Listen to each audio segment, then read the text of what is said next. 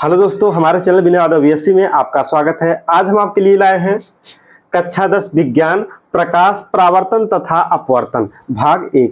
तो विज्ञान में हम जो है भौतिक विज्ञान चालू करने वाले हैं।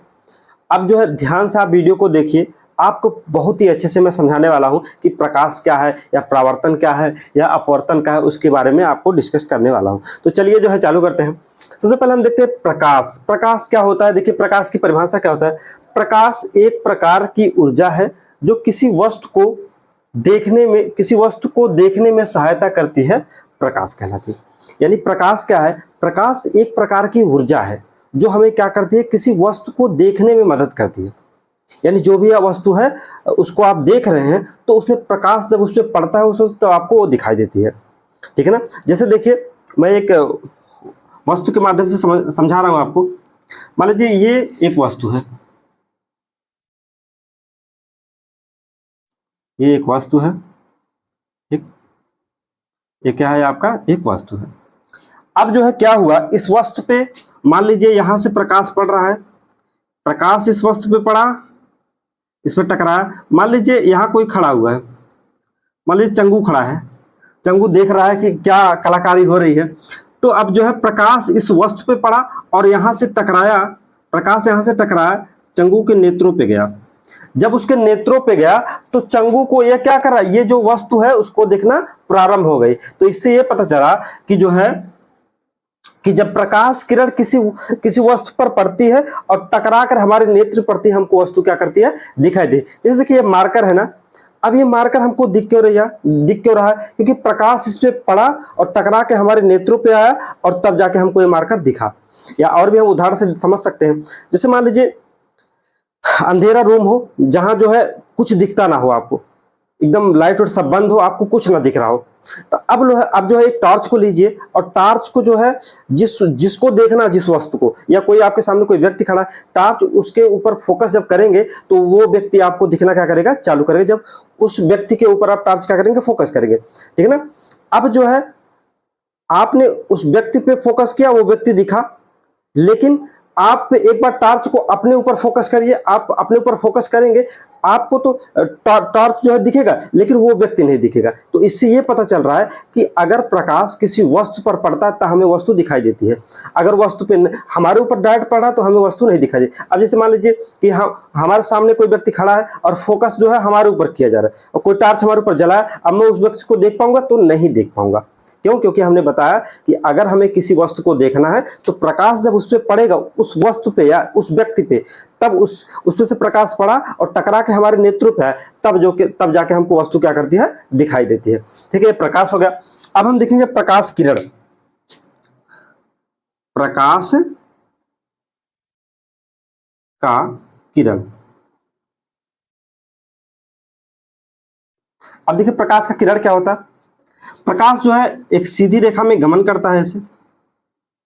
ठीक है। प्रकाश का सरल रेखा में या सीधी रेखा में गमन करना ही क्या कहलाता है, प्रकाश किरण कहता है। तो इसकी परिभाषा देखते हैं। प्रकाश का सरल रेखी पथ प्रकाश का किरण कहलाता है। यानी देखिए, जो ये प्रकाश का जो किरण है, प्रकाश एक सीधी रेखा में गति करता है और सीधी रेखा में जो ये गति किया, वही उसका जितना वो पथ चला, वही उसका क्या कहलाता है, प्रकाश किरण कहलाता है। ठीक है। अब हम देखते हैं किरण पुंज। किरण पुंज क्या होता है? किरण पुंज देखिए, जब जो है कई किरण एक साथ गुजर रही हैं तो उसको हम क्या कहेंगे, किरण पुंज कहेंगे। जैसे देखिए, जैसे जो है ये देखिए, एक किरण, दो किरण, तीन किरण, ये चार किरण।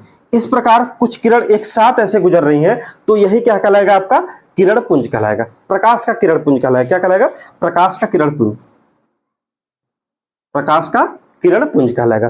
अब देखिए ये जो किरण है ये समांतर में होकर गुजर रही है। ये समांतर ना, एक दूसरे क्या है, समांतर गुजर रही है। तो इसको हम क्या कहेंगे, समांतर किरण पुंज। क्या कहेंगे? समांतर किरण पुंज। उसके बाद अगर कोई किरण जो है एक बिंदु पे जाके मिल रही, मान लीजिए प्रकाश किरण आई और एक बिंदु पे जाके मिल गई, यानी प्रकाश किरण कहीं पे आ रही है और जाके एक बिंदु पे क्या हो जा रही है, मिल जा रही है, तो ये आपका क्या कहलाएगा, अभिसारी किरण पुंज। क्या कहलाएगा, अभिसारी किरण पुंज। अभिसारी किरण पुंज। अब उसके बाद होता है जब एक बिंदु से प्रकाश निकलता है तो उसे क्या कहते हैं, मान लीजिए कोई ये एक बिंदु है, जिसे टॉर्च से आप फोकस करते हैं तो एक बिंदु से ही प्रकाश निकलता है, प्रकाश निकला, कई किरणें जब एक बिंदु से निकलती हैं तो उसे हम क्या कहते हैं, अपसारी किरण पुंज। अपसारी किरण पुंज। तो एक बार और ध्यान देखिए, प्रकाश किरण पुंज यानी जो है जब कई किरण एक साथ गुजर रही हैं तो उसे हम क्या कहते हैं, प्रकाश का किरण पुंज कहते हैं, ठीक है ना। अब अगर वो समांतर में गुजर रही है, देखिए एक किरण दूसरे किरण की क्या है, समांतर है, सभी समांतर है ना, तो उसे हम समांतर किरण पुंज कहेंगे। अगर जो है किरणें दूर से आ रही है, एक बिंदु पे जाके मिल जा रही हैं, यानी प्रकाश किरण दूर से आ रही है एक बिंदु से मिल जा रही है, तो हमारा क्या कहलाएगा, अभिसारी किरण पुंज कहलाएगा। अगर एक बिंदु से प्रकाश निकल रही है तो वह किरण हमारा क्या कहलाएगा, अपसारी किरण पुंज कहलाएगा। अब हम देखते हैं प्रकाश का विवर्तन। यदि प्रकाश के पथ में रखी अपारदर्शी वस्तु अत्यंत छोटी हो तो प्रकाश सरल रेखा में चलने के बजाय किनारों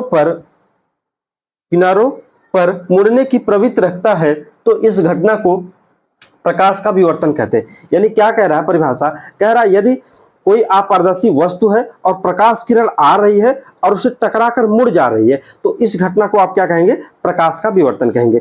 देखिए मान लीजिए ये बहुत ही छोटी क्या कोई वस्तु है, ठीक है ना। अब प्रकाश किरण क्या कर रही है, प्रकाश किरण आ रही है और इस छोटी सी अत्यंत छोटी सी अपारदर्शी वस्तु से टकराई और मुड़ गई। प्रकाश क्या करी, टकराई और मुड़ गई, यानी इस छोटी वस्तु से प्रकाश किरण आई और टकराई और टकरा के मुड़ गई। जो टकरा के मुड़ी इसी घटना को हम क्या कहते हैं, प्रकाश का विवर्तन। यानी समझिए मान लीजिए एक छोटा सा किंकड़ है, एक छोटा सा किंकड़, और प्रकाश किरण आ रहा है, जब प्रकाश किरण आया उस छोटे से किंकड़ पे टकराया और टकराने के बाद वो हल्का सा मुड़ गया, और जो मुड़ना यही घटना आपका क्या कहलाता है, प्रकाश का विवर्तन कहलाता है, ठीक है ना। देखते हैं प्रकाश का परावर्तन। प्रकाश का परावर्तन क्या होता है, सबसे पहले इसकी परिभाषा को देखते हैं फिर आपको समझाते हैं। देखिए क्या लिखा है, जब प्रकाश किरण किसी तल से टकराकर उसी माध्यम में वापस लौट जाता है तो इस घटना को प्रकाश का परावर्तन कहते हैं। यानी क्या कह रहा है, यानी जो प्रकाश किरण है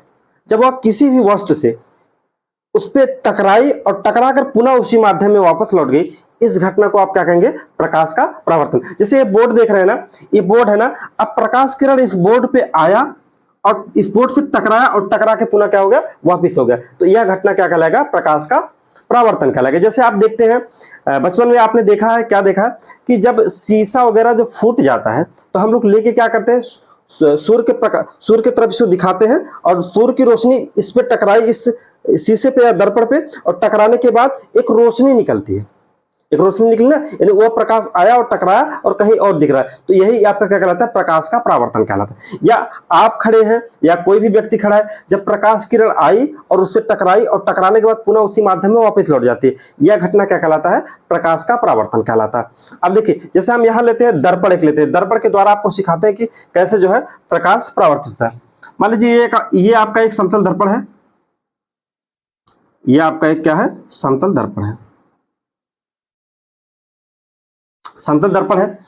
अब देखिए मान लीजिए एक यहां से हमने प्रकाश किरण लाया, प्रकाश किरण आ गई और उसके बाद प्रकाश किरण आने के बाद यहां टकराई और टकराने के बाद फिर क्या होगी, उसी दिशा उसी माध्यम में वापस लौट जाएगी। ये देखिए चला गया, प्रकाश किरण आई और इस दर्पण से टकराई और पुनः क्या हो गई, वापस हो गई, ठीक है ना। इस घटना को हम क्या कहते हैं, प्रकाश का परावर्तन कहते हैं। देखिए आने वाली किरण को आपतित किरण, आपतित किरण, और जाने वाली किरण को परावर्तित किरण, परावर्तित किरण, ये तो इसके नाम हो गए। अब देखिए एक बीच में हम क्या इसको ड्रा करते हैं, अभिलंब, इसका क्या नाम होता है, अभिलंब।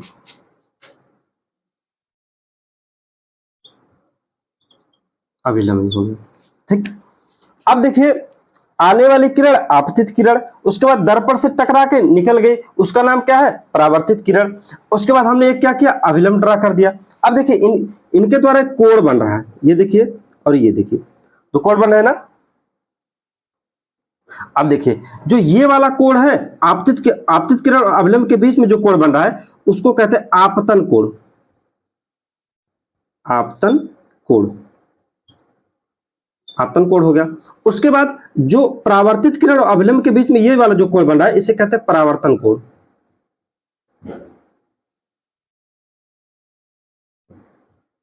परावर्तन कोण, ये चीज हो गया। अब देखिए जो आपतन कोण होता है, आपतन कोण को हम किस नोट करते हैं, आई से नोट करते हैं, और परावर्तन कोण को किस नोट करते हैं, आर से नोट करते हैं। ये हो गया। अब देखिए अब जो अगर कोई किरण है, अगर मान लीजिए किरण हमने यहां से फोकस किया, टकराया और ऐसे निकल गया, और जो है जितना आपतन कोण होगा उतना ही परावर्तन कोण होगा हर कंडीशन में, ठीक है ना। प्रकाश के परावर्तन के नियम। अब देखिए प्रकाश के परावर्तन के नियम क्या है। पहला नियम जो है आपका है, पहला नियम यह है, आपतन कोण यानी आपतन कोण परावर्तन कोण क्या होता है, बराबर होता है। आपतन कोण परावर्तन कोण के बराबर होता है, यानी जो है आई बराबर आर के, यानी किसी भी कंडीशन में आप दर्पण पे फोकस करेंगे जितना आई होगा उतना आर होगा, यानी आई और आर आपस में बराबर होंगे। दूसरा कंडीशन क्या है, और ये जो बिंदु होगा जिस बिंदु पर ये आपतित किरण और परावर्तित किरण और अभिलंब जिस बिंदु पर मिले होंगे उसे हम कहेंगे आपतन बिंदु, कहेंगे आपतन बिंदु।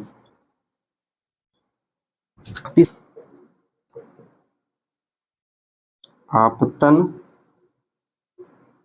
कोण परावर्तन कोण तथा आपतन बिंदु तीनों एक ही तल में होते हैं।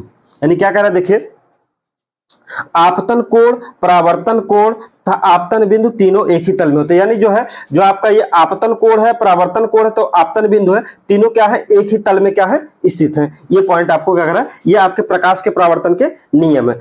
अब हम देखते हैं समतल दर्पण द्वारा बने प्रतिबिंब की विशेषता। यानी जो समतल दर्पण है, यानी जो अपना सुंदर सा चेहरा आप लोग सुबह सुबह उठ के देखते हो उसी को समतल दर्पण कहते हैं। अब जो है समतल दर्पण के द्वारा जो प्रतिबिंब बनता है उसकी क्या क्या विशेषताएं होते हैं।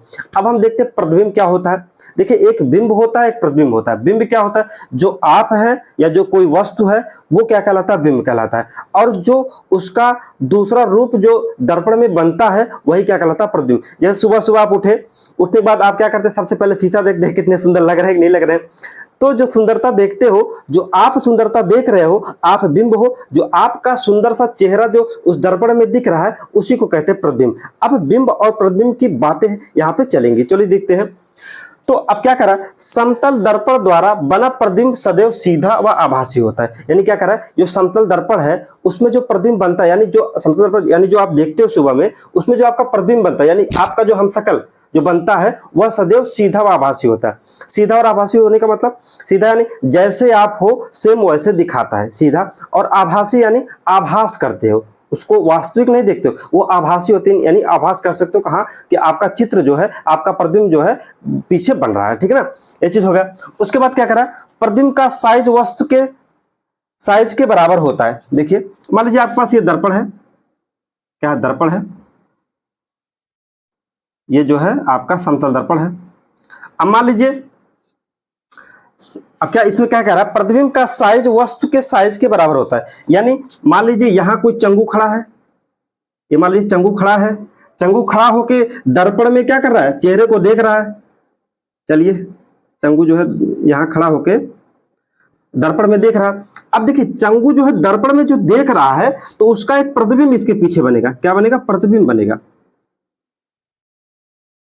ये जो प्रतिबिंब बना चंगू का, तो क्या कर, प्रतिबिंब का साइज वस्तु के साइज के बराबर है। यानी जितना बड़ा चंगू इसमें दिख रहा है, जितना बड़ा चंगू जो है चंगू का बिंब है, यानी जितना बड़ा चंगू है उतने बड़ा चंगू क्या करेगा, उसका प्रतिबिंब भी दिखेगा। ये उसका बिंब है और ये उसका प्रतिबिंब, यानी जो दूसरा रूप आप उसका दिख रहा है। ये हुआ। फिर कह रहा प्रतिबिंब दर्पण के पीछे उतनी दूरी पर बनता है जितनी दूरी पर वस्तु हो। यानी कहने का मतलब कि अगर चंगू इस दर्पण से यहां 10 मीटर की दूरी पर खड़ा है, चंगू दर्पण से कितनी दूरी पर खड़ा है, 10 मीटर की दूरी पर खड़ा है, तो जो उसका प्रतिबिंब बनेगा ये भी 10 मीटर दूरी पर बनेगा।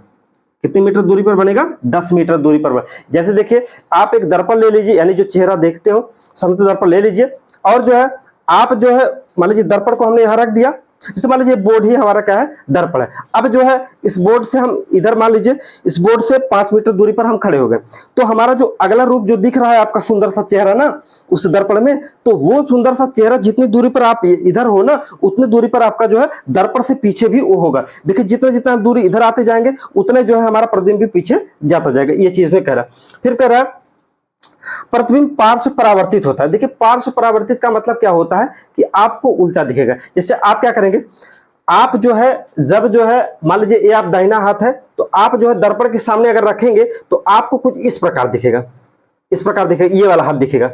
इसको इस तरह ही दिखना चाहिए, इस तरह नहीं दिखता है, तो इस तरह दिखता है। तो यही कह रहा है कि प्रतिबिंब क्या होता है, पार्श्व परावर्तित